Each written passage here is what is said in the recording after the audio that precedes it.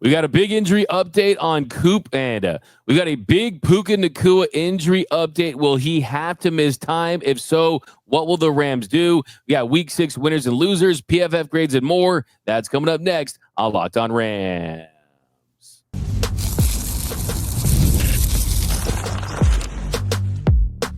You are Locked On Rams, your daily Los Angeles Rams podcast. Part of the Locked On Podcast Network, your team every day.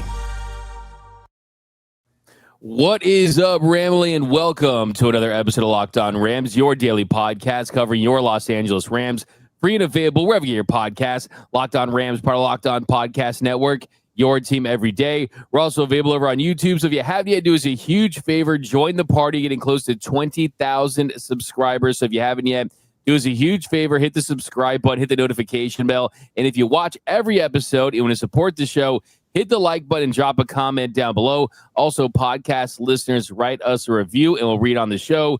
My name is Doug McCain. You can follow me on X and Instagram at DMAC_LA. I've covered LA sports for over a decade, 24/7 sports, Bleacher Report, SI, Dodgers Nation, Locked On. As always, I'm joined by the Rams pre, half, and post-game show host for the Rams flagship radio station, ESPN 710 LA. He's in his 11th season covering your Los Angeles Rams, the People's Champ, Mr. Travis Rogers. You can follow him on X at Travis Rogers. And on today's show, we've got winners and losers from the Rams win over the Ravens. We've got this week's PFF grades, and we've got a big injury update on Puka Nacua. But first, today's episode of Locked On Rams is brought to you by FanDuel. Right now, new customers can bet just $5, and if your bet wins, you'll get $300 in bonus bets to use across the app. All right, Travis, so we got an update on Puka Nacua, and unfortunately, it's not a positive update if you're hoping that he was going to play in the Rams game against the Jacksonville Jaguars in London next week. Sean McVay said that he's likely to miss some time. He suffered an ankle sprain. He did talk about the replacements, talking of guys like Tutu Atwell and Jordan Whittington and Kanata Mumfield and Xavier Smith, and they need to step up after this loss. But those guys are not Puka Nacua, and I think the positive, of course, is it doesn't seem like it's something extremely significant. It's nothing season-ending like some people were fearing at the time, that it was something major. But still, this offense of Puka Nacua is a little scary.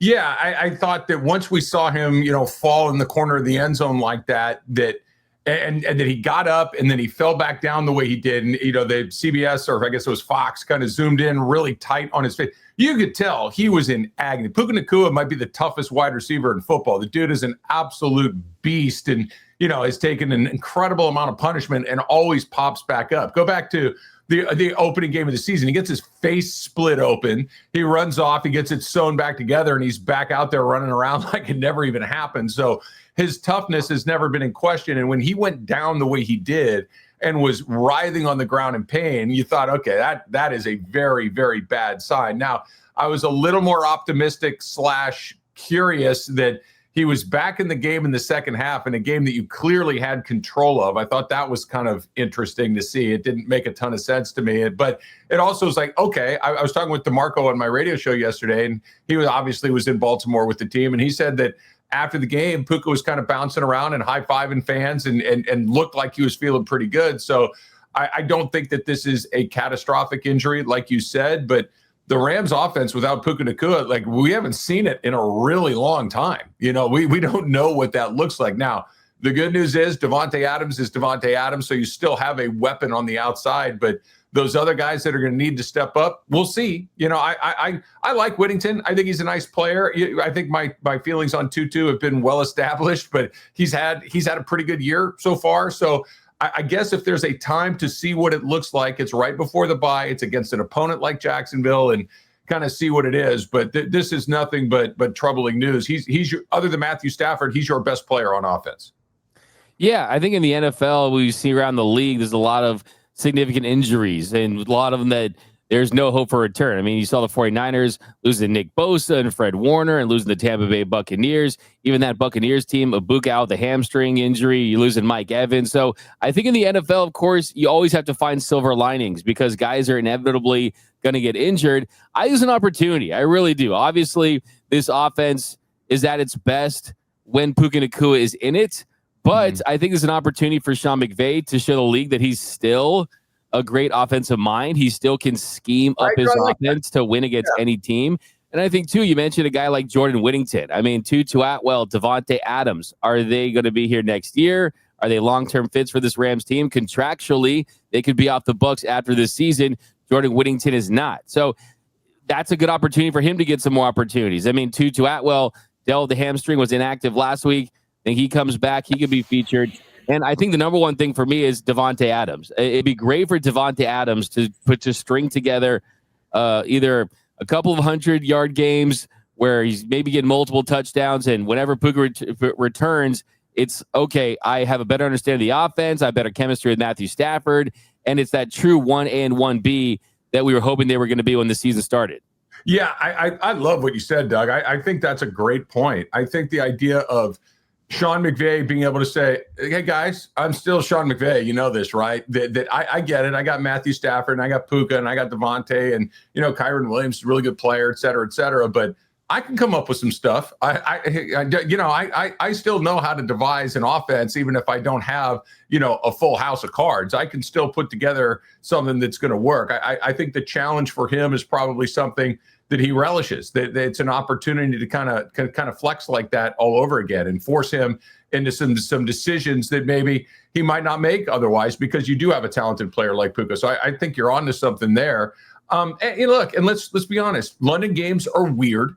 The opponent is I don't know if it's weird, but they're 4-2, but that feels like a little bit of a soft 4-2 along the way. So the opponent is probably right. The venue is probably right for a weird game. And if Puka does miss time, and then you can go into your bye week and then come out of the bye week against New Orleans. And again, New Orleans is probably a little bit better than anybody thought, but let's just say you buy him another week there because you got a game against, let's say you win against Jacksonville. Now you can maybe get him off his feet for nearly a month and get that thing as healthy as you can for the stretch run.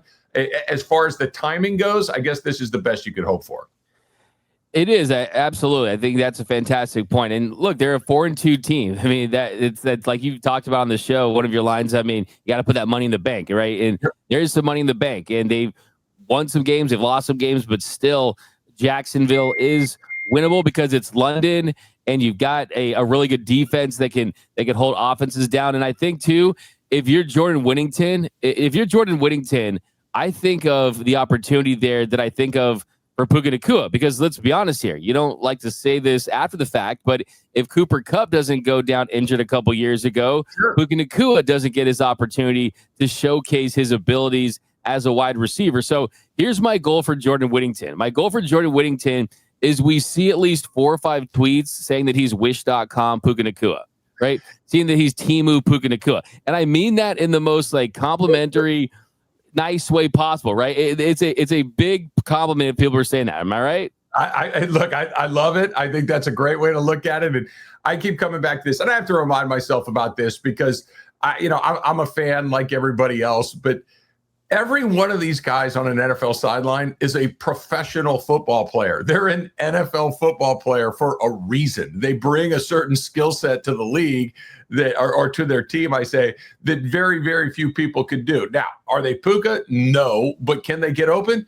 Sure, or else they wouldn't be in the league. Can they make plays? Sure they can. They just need an opportunity to do it. And, I know it's a cliche. I know we hear it a million times from every coach in the league, every player in the league. It's a next man up. Somebody gets hurt in practice, they move the drill up 5 yards and they just keep going. They do not look in the rear view mirror. They want Puka back as soon as possible. But, Jordan Whittington and the rest of those guys, Xavier Smith, I'm sure they're not happy about this, but they also know that this may be their chance to show maybe not just the Rams, but the other 31 teams in the league, like, hey, I can go. I can make plays in this league, and if they're not going to use me here, maybe they'll want somebody they can use me somewhere else. So this is a huge opportunity for those guys, and I expect them to step up. Absolutely, and it's just kind of wild when you think about it. I mean, 62 targets for Puka Nacua this year with 52 completions. I mean, how many of those came in the red zone? Doesn't feel like as many as there should have been, right? Yeah. So I do think that for this Rams team, you're in a spot where it forces you to adjust without him. But I think big picture, the big picture thing with Puka Nacua is this. I mean, I went back and I watched this play maybe a dozen times. And it's such a weird injury. It really is strange because there's no obvious roles there. There's no obvious roles. Only thing I've watched more in the last 24 hours is the 2-6-8 double play that we've never seen ever in the Dodger Brewers game. But I've never seen that play ever. I thought you were going to say you rewatched the Penn State UCLA game more often, but I guess I was wrong. Hey, I try my best to go knock down that road, but yeah, I mean, I think the big picture thing is for Puka, do we just have to accept that this comes with the territory of Puka Nacua, with his playing style, with the physicality? Some players just get injured more than others. Last year, he had the PCL. The year before that, I mean, even throughout his college years, BYU, Washington, he's dealt with injuries throughout his career.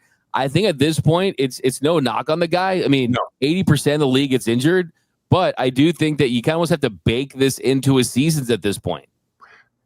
Look, I'm struggling with a way to say this, Doug, without being, disrespectful or callous or anything like this. This isn't a surprise at all. I mean, it's how he plays. It's how he goes. It's what makes him, right? It's like what makes him such a valuable player is the fact that he is that physical, that he is willing to go over the middle, that he doesn't go down. He doesn't step out of bounds. He fights for that extra yard. He's fighting for every inch on the field every time he's out there.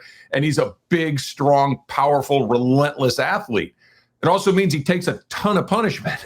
And so are those other guys on the guys on defense. They get paid too, and they're big and they're strong and they like contact too. So eventually, if you keep smashing into things are going to break. So I mean, it stinks that it happened, but I'm not even a little surprised that it's happened. And the question is, can you change the way he plays? Can you be a little more strategic as far as when to get on the ground, when to get out of bounds? And like you said before, this play was not one of those crazy ones where you're like, oh my gosh, what's he doing? This was just when he hit the ground at first and didn't get up. It's like, okay, run it back. I want to see what happened. And when they ran it back, you're like, I still don't see what happened. It wasn't a gruesome hit or a twist or a, plant your foot and everything kind of goes the wrong way. It just was, okay, that didn't look so bad. And yet here we are. But I'm not surprised. It's the way he plays. And the ending to Puka Nacua's career will be similar to the ending of Cooper Kupp's career. He'll be a great player, and then it'll be something slightly less than that, and then something slightly less than that, just because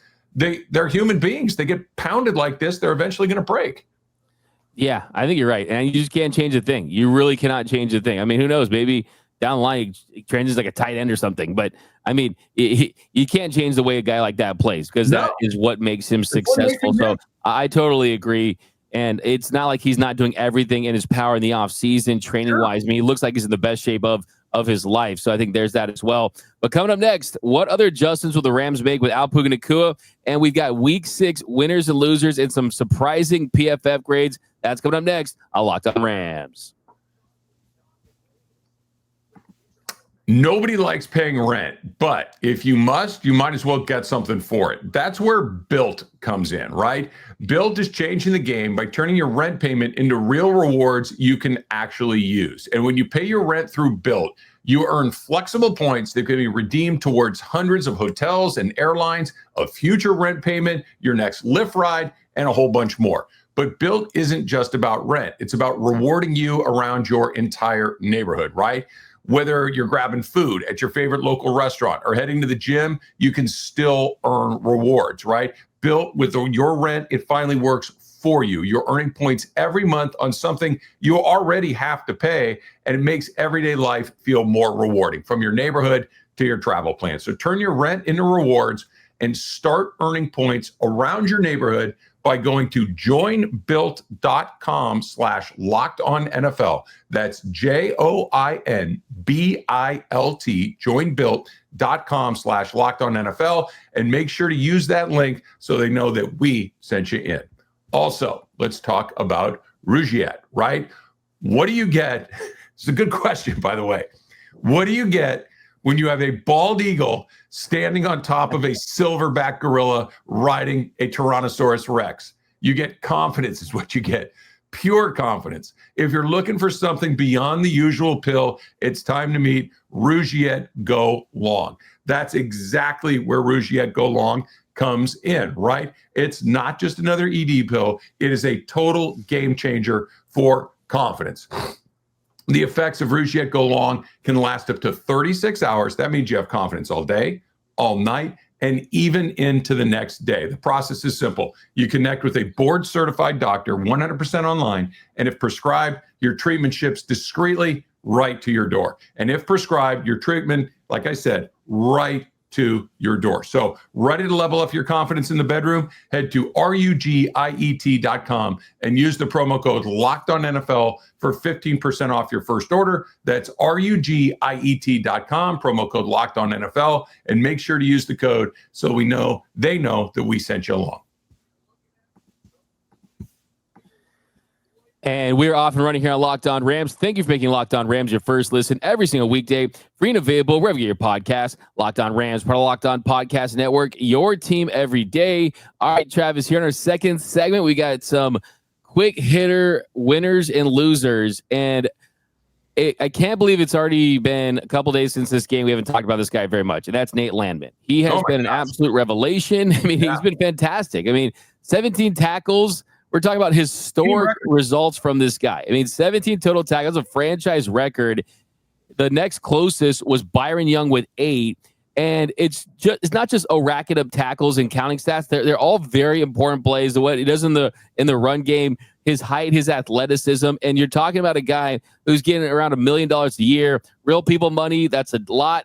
NFL money for that kind of production, that's a little. So Nate Landman has been fantastic. He's been one of the breakout stars, not just for the Rams, but for this entire sport this year, and he's fun to watch. Put it to you this way. The Rams went out and signed Davante Adams to a contract, and everybody's like, holy smoke, Davante Adams is coming to the Rams with Sean McVay and Matthew Stafford. Look out. And he's been pretty good. The Rams went out and got Puka Nacua in free agency to help deal with guys like Saquon Barkley. And Puka Nacua's been terrific for the Rams and held down that tackle position, that interior tackle position, as well as you could have ever hoped. It's been a revelation to have Puka Nacua on the team. That being said, without a doubt, the best free agent acquisition that the Rams made this offseason was Nate Landman. It's not even close. Like he has helped them win 2 games. They've played 6, and he is directly responsible for having a huge hand in 2 of those games with kind of the same play, with that punch, right? I know it's called the peanut punch, but we can call it the Landman punch here in Los Angeles. He punched it out against Houston on the opening week. Ended could have been a potentially game-winning drive. He punched out another one against Baltimore in the midst of getting 17 tackles. He is all over the field. He's incredible energy. He's forcing turnovers. He has been the single best free agent acquisition on this team through the first 6 weeks of the season. You could not have asked for more. There's no doubt about it. And these, like you said, it's not just like he's creating these turnovers in random situations. I mean, it was a 10-3 game in the third quarter, and he punches that out to Zay Flowers, and he just has such a knack, such a feel for that. And it's like his little superpower, right? If Puka Nacua's superpower is just getting the ball and just getting yak yards and running over dudes, and Matthew Stafford's superpower is his arm, like it's literally this superpower that guys need to study. Like if I'm like a team out there, I'm bringing in Nate Landman to talk to my linebackers, like how do you time this play up? And hey, there's the other thing too is his price tag is probably going up too. I mean, he's someone that I think deserves a multi-year deal with this Rams team. If they don't re-sign him, he's someone that, I mean, who knows, someone like a Zach Bond type of deal. Like, I mean, he's really earning his money this year, and it's helping the Rams in a big way. And it's really refreshing to see them get some production at that spot as well. Yeah, I love that. That's a spot that you and I have talked about for years, as far as, a space where they typically try to shop on a budget at the end. And by the way, they did. Like you said, $1 million in the real world is a fortune. In the NFL, it's like, all right, whatever, just give them $1 million. It's not a big deal at all. And they found an impactful player. Kind of going back to what you mentioned. This is not something that everybody can do. I was talking with DeMarco on my radio show, talking with Sue Cravens, who does the pre-half and post with me, and asking about why is he so good at that? And they both kind of landed in a similar spot. It's just he's kind of got a nose for it. That's not nearly as easy as it looks like, to be able to throw that punch with such ferocity and to have it land on the ball consistently is really, because Sue was saying to me, you miss and you catch a helmet or a shoulder pad, you can break your hand. This is not just something that, if I miss, it's not a big deal. Also, when you go into punch, you're not wrapping up with that other arm. He was telling me, Sue was, about going for that punch, if somebody can see it coming, especially a player like Derrick Henry, they see that you only have one hand coming in. They can put their hand on your helmet and kind of move you aside, and you've got no chance of making a tackle. So there's some risk involved, and yet he's able to land that blow consistently. It's an incredible skill and one that the Rams have taken advantage of. But I don't know if that is a teachable thing. I think it's one of those, I got a knack for it and I can use it, and not a lot of people do. Yeah, that's a good point. You don't want to run out there shooting like 50-foot 3-pointers like Steph Curry, right? You don't have the late lam and punch. He just knows when to time it. I think, too, his size and strength gives him some margin for error there, too, right? I mean, the fact that if you miss that, you could still find a way to make the tackle, take some speed to stay up on guys. But speaking of dudes that are making some money this year, the guy who recovered that fumble was none other than Quentin Lake. And Quentin Lake continues to have a breakout season. He's trending towards a Pro Bowl. He's trending towards maybe even All-Pro if the season continues to trend up. Had 2 turnovers, fumble recovery, but also had his first career interception. And this is someone that's provided exactly what they needed him to in the middle of the field. The versatility that he brings, you line him up in the slot, you can play that safety role, and he's been fantastic as well. So, yeah, it's great to see Quentin Lake doing what he's doing this year. This has been what they've been waiting for a while, right? A player like Lake to be able to impact the game in ways that are a little bit more obvious. Like, he's had some really good games along the way, but this was one of those, he had an interception, like you mentioned, the first of his career. He had a fumble recovery, and, they were saying his name on the broadcast a lot. For a defensive player, that is either very good news or very bad news. You don't want, you do not want to have your name spoken aloud sometimes. And this was a very good day for him. I still think that the back end of that Rams secondary needs some help. I still think that they should go out before that November 4th trade deadline and look to see what is out there. I think it's the softest unit on their team, but Lake had a really good day. And I think he's one of those pieces that you feel pretty good about. The other pieces, you're kind of looking at corners in particular, but Q had a day and a well-earned one, and we've been waiting for it. It's nice to see it. For sure. And I think with Lake too, it's a guy that provides that leadership too, like Landman, right? I mean, it's these guys are bringing the intangibles and the production, the advanced analytics like them, the older stats like them. So yeah, and you just kind of watch this thing where he's breaking down this interception. They were talking about how they ran in practice a lot, and they knew that Zay Flowers was the move guy, and they switched it to Likely, and he was able to read that and the move guy. And I mean, he's a stud, man. And just watching a UCLA guy, he's going to go out there and thrive. It's I know, like, I can relate to parents that they're watching their NFL kids. You know what I mean? Like, I had the same feeling as Quinn Lake's dad, Carnell Lake, probably watched that interception. We had the same emotions, had the same level of happiness and joy watching him make that play. I'm proud of you because you slow walked it. Like you didn't telegraph it coming right out of the chute the way that you could have. You set it up really well, talking about the Rams. You set it up really well, talking about a PFF grade, and then there it is, just bam, right off the top rope with the UCLA reference. Good job. I'm just almost cried. I mean, I was gonna lie. But coming up next, more winners and losers, and some surprising ones as well. That's coming up next on Locked On Rams. The NFL season is underway. My goodness, we're already into week 7. And FanDuel's got an offer that you are not going to want to miss, because if you're a new customer at FanDuel, new customers, you bet just $5 and you're going to get $300 in bonus bets if you hit that $5 bet. And you heard me right. You're thinking, no way I heard you right. Yes, you did hear me right. Pick a bet, put down $5, and if that bet hits, you unlock $300 in bonus bets to use across the app. And there's so many different ways to play at FanDuel. And by the way, obviously NFL is a great way to play FanDuel. There's playoff baseball right there. The NBA basketball is right around the corner. Hockey, if you're into that, they've got so many different sports and so many different ways to play. Parlays, got them. Player props, FanDuel's got them. You like to watch the game and see how it's unfolding before you decide how you want to get in with some live betting? They've got you with live betting at FanDuel. It makes watching football, basketball, baseball even more exciting when you've got just that little something extra riding on the outcome. So whether you're a casual fan or you are a hardcore looking into all the stats, FanDuel makes game day experience that much better. So here's the question. What are you waiting for? Visit FanDuel.com to download the FanDuel app today and get started. And welcome back to Locked On Rams. Thank you for making Locked On Rams your first listen every single weekday. Free and available wherever you get your podcast. Locked On Rams, part of Locked On Podcast Network. Your team every day. So we've got some more winners and losers, PFF grades. We'll probably stretch this out to tomorrow's show as well. So much to get into with that Puka Nacua injury news. Travis, you did say something during that ad read that definitely made me depressed. And it reminded me of something that happened a couple of days ago. I was watching the USC game, and I was kind of looking depressed. My wife was like, "What's wrong? Like, you okay?" And I was like, it's already week 6. You know what I mean? It's week 7. I get it really like affects me. I don't know. It flies by. I think it's the Dodgers season every year in the postseason, but it just like it flies by. I don't know. Like, how are you? I'm not the only one, right? You're not. So here's some rough math for you. We're a third of the way through the regular season, right? We're already well into it. If you kind of look at it, the totality, which I do, there are 20 games that I have to work every year. Okay, 3 preseason, 17 regular season. If you get to postseason, you get postseason, but you're going to get 20. After Sunday's game against Jacksonville, halfway home. That's 10. That's how far into the season they are. Halfway home. It kills me, Travis. But the good thing is, before you know, it'll be Spark That's season. Good news. Before you know, it'll be Spark season.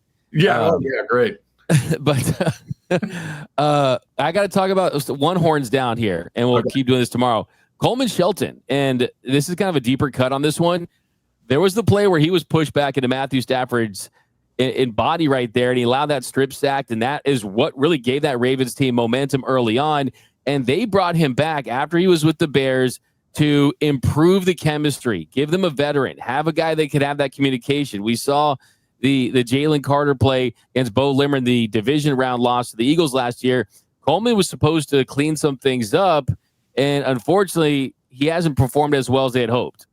No, I think that's one of the things that we you and I maybe have not spent enough time on, and I think that it's one of those things that when you watch the Rams, it clearly is an issue, but it hasn't cost them a bunch of games yet, and that is that interior offensive line play. Kevin Dotson has been pretty good, but everything else has been somewhere between okay and just short of okay. Whether it's Limmer filling in, whether it's Steve Avila missing some time, whether it's Dedich being out there and trying to fill like that middle of the offensive line, Dotson excluded, has been vulnerable. And if you can get pressure in Matthew Stafford, I shouldn't even say if you get pressure in Matthew Stafford's face up the middle. You get pressure on any quarterback's face up the middle, they're going to struggle.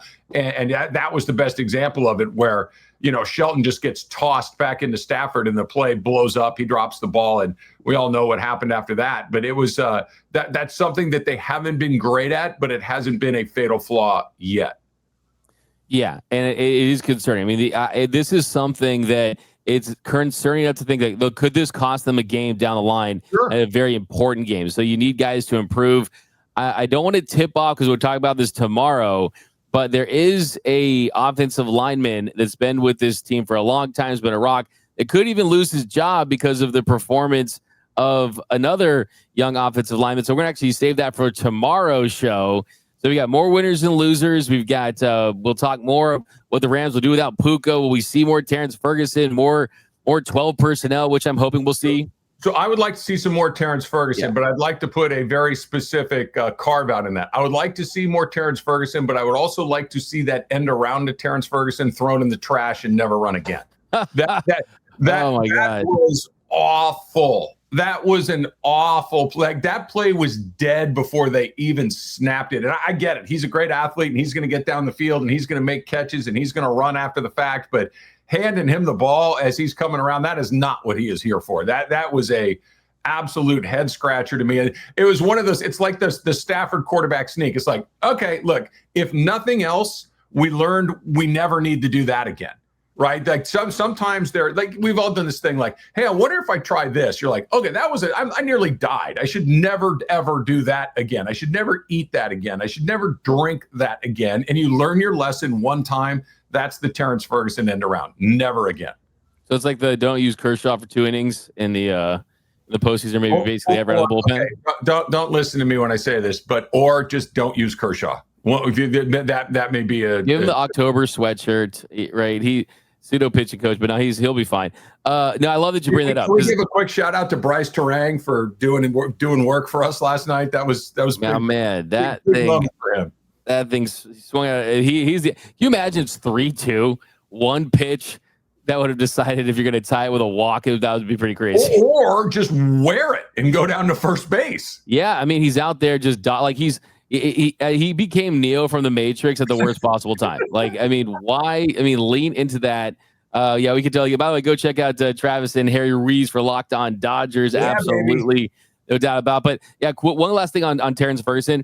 You don't have to overthink this guy. I mean, just let him go down the seam and throw him a couple like go balls and see if he can go and get it. Like, I think for him, you just got to give him some like opportunities. I want to see 4 or 5 targets for him. I do too. The problem is if he comes in the game, the defense immediately knows they're going to throw the ball because he doesn't block. And it is you're really tipping your hand as far as what you're going to do. So you're leaving 5 offensive linemen in there that the other guy's going at. That's why Higbee and those guys are so valuable because they can block like crazy. Ferguson needs to add that to his bag before he can start getting targets. Fair point for sure. But then why do you have him on your roster? Like, I mean, you got to take the good with the bad with him and hope that the good far outweighs the bad. I think you're right, and it's a good point. I think this is one of these things that they're going to get him in the weight room. They're going to get him bigger. They're going to get him stronger. They're going to make sure that he can do the minimum things that you need to do on the offensive line so they can uncork him as the athlete that he is. Totally agree. But that's going to do it for this episode of Locked On Rams. My name is Doug McCaney. You can follow me on X and Instagram at DMAC_LA. You can follow the People's Champ, Mr. Travis Rogers, at Travis Rogers, and go watch his show, the best show in Los Angeles radio right now, DeMarco and Travis on ESPN LA in the afternoons. Go check that out today. Pretty sure talking lots of Dodgers, of course, Rams always, but that's going to do it. And until next time, whose house? It's Locked On Rams House.